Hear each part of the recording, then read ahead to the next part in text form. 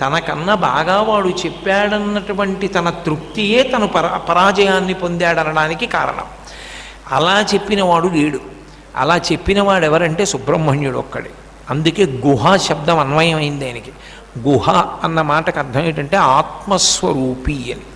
లోకంలో ఎంగిలి చేయబడినటువంటి వస్తువు అన్నది లేదు సృష్టిలో. సృష్టిలో ప్రతి వస్తువు ఎంగిలి.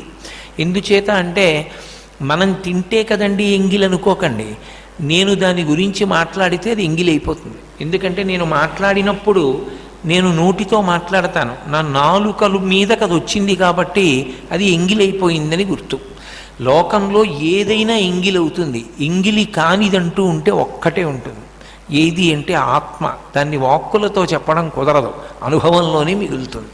ఇక ఎంగిలి కానిదేది అంటే ఆత్మ. అంతకన్నా పవిత్రమైనది వేరొకటి లేదు.